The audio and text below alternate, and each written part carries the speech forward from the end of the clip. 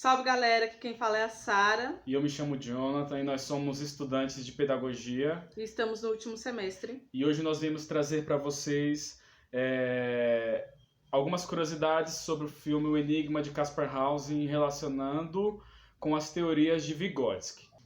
Então, mas antes da gente entrar no contexto principal deste vídeo, a gente vai relembrar um pouco sobre o filme. O filme ele foi lançado no ano de 1974 e ele traz uma história baseada em fatos reais. Conta a história de um menino, a qual ele nasceu no século XVIII na Alemanha, e ele teve a sua infância, o início da sua adolescência, a sua vida vivida reclusa, ou seja, ele viveu em cativeiro. E o filme nos traz a trama dele, como é que foi o processo de reintegração deste jovem na sociedade. Mas a pergunta que não quer calar, Sara. Quem foi Caspar Hauser? Caspar Hauser foi uma criança que foi criada dentro de um moinho.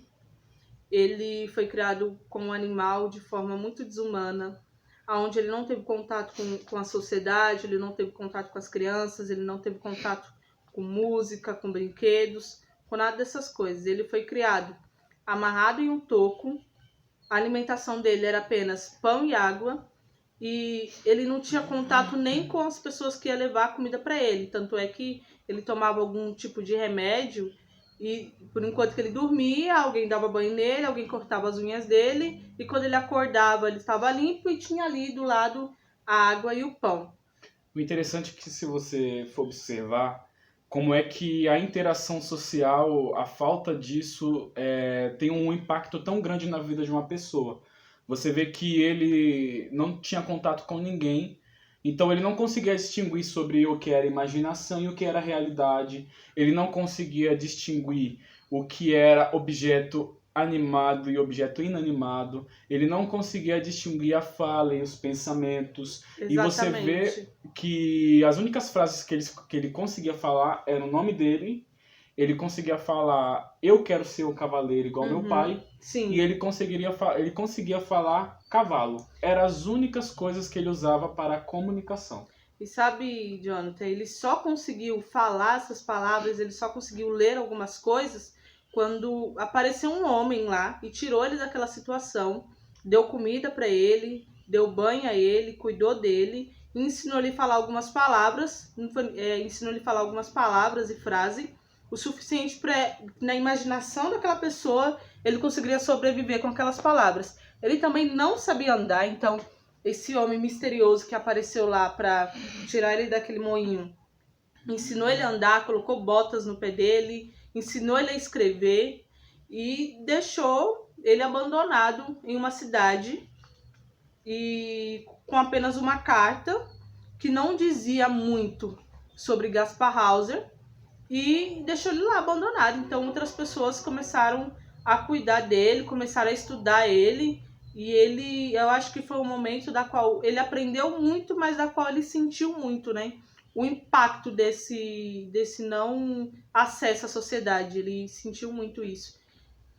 Outro ponto importante, Sara, que a gente pode destacar aí, que além dele não saber andar, ele era incapaz de poder imaginar que ele poderia segurar um objeto, que ele não conseguia, ele não foi habituado a ter esse tipo de comportamento, né? Exatamente. Então ele foi um jovem a qual cresceu nessa situação, e que depois que ele conseguiu ter contato com a sociedade, nós podemos ver que ele começa a se desenvolver mais lentamente, né? Ele começa a se desenvolver lentamente, mas é interessante que, mesmo se a gente for parar para pensar, quando a gente é criado fora da sociedade, mesmo uma pessoa sendo criada fora da sociedade, fora de qualquer convívio humano, como foi criado Caspar Hauser, ele tem a capacidade de desenvolver algumas coisas. Claro, é atrasado, é lento, precisa de uma pessoa com muita paciência, né? Com o objetivo ali firmemente de ensiná-lo. Exatamente. Mas ele é capaz sim de aprender algumas coisas. Caspar Hauser, ele aprendeu a tocar piano.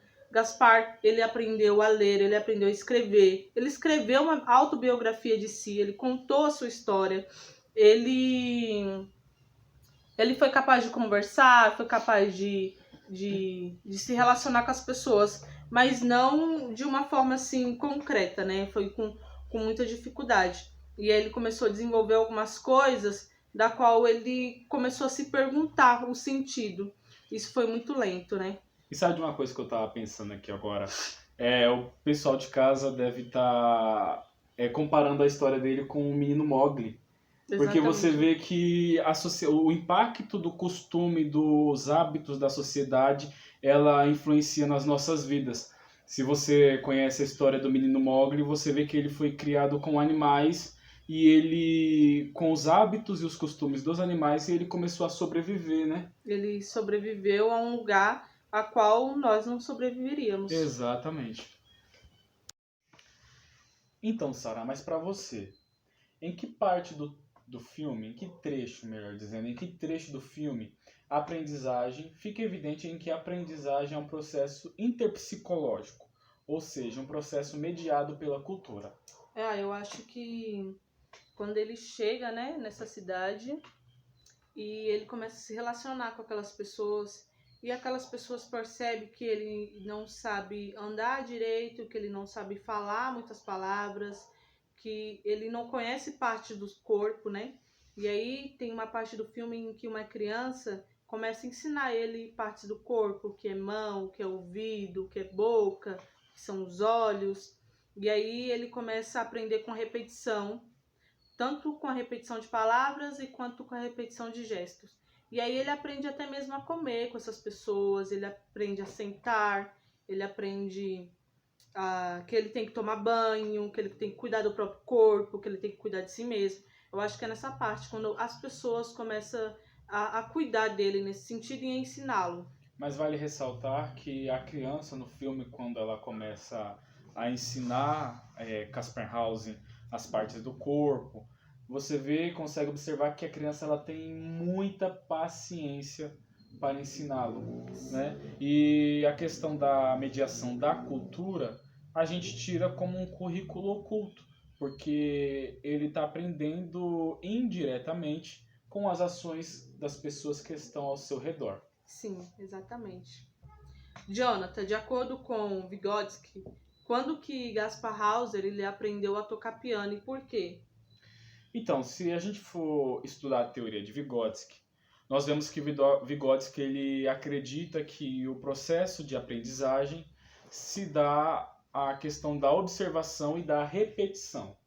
Então, se você for olhar no filme, Kaspar Hauser ele começa a aprender quando ele começa a observar outras pessoas a tocarem piano. Inclusive, um amigo dele que era cego, que também aprendeu a tocar piano com a prática de repetição. Então, Sara, a gente já está chegando a mais no final de um vídeo. Infelizmente. Mas não fique triste, porque a gente recebeu mais uma pergunta, e essa pergunta eu achei de extrema importância ela ser respondida nesse vídeo.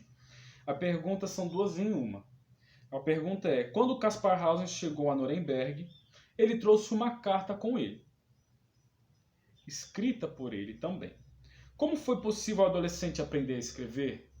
E a outra pergunta é: se nós acreditamos que o jovem compreendia a carta, segundo a teoria de Vygotsky? Bom, segundo a teoria de Vygotsky, né, era possível aprender através da repetição da fala, de movimento e escrita, através dessas três alternativas. E o Gaspar, ele aprendeu através dessa... Esqueci o nome, como que é? Repetição, desse método. Ele aprendeu através desse método, isso mesmo. Isso, então, mas a gente acha que ele compreendia a carta? Então, mas segundo Vygotsky, o método era eficaz, né, de aprendizagem através de repetição, como a Sara falou, mas nem sempre havia compreensão dos alunos, ou seja, das crianças, nem sempre havia compreensão do que se estava escrevendo ou do que se estavam praticando. Por isso a gente não tem uma resposta concreta sobre se ele realmente compreendia ou não. Porque é a mesma coisa de uma criança ver o símbolo numérico e ao mesmo tempo não saber a quantidade que aquele número representa. Porque ele só tem a imagem fotográfica, mas não sabe o valor. É a Sim. mesma coisa Caspar House. A gente não sabe distinguir se ele realmente sabia o que estava escrito na carta ou se ele só realmente usou a reconhecia. base do decoreba, né? Pode ir. Bom, galera, por hoje é só. A gente espera ter agregado no conhecimento de vocês, De né, coração Jonathan? mesmo, a gente espera que a gente tenha passado um pouquinho do nosso conhecimento e agregado ao seu conhecimento. E se você chegou aqui até esse final desse vídeo é porque você gostou ou porque você foi obrigado a assistir junto com a professora. Mas é isso, muito obrigado. Boa noite. Um beijo pra vocês É e isso um aí. ótimo final de semestre. Tamo junto! Fogo nas canelas, né? Calma não, bora. Bom, ô Sara, já tá falando.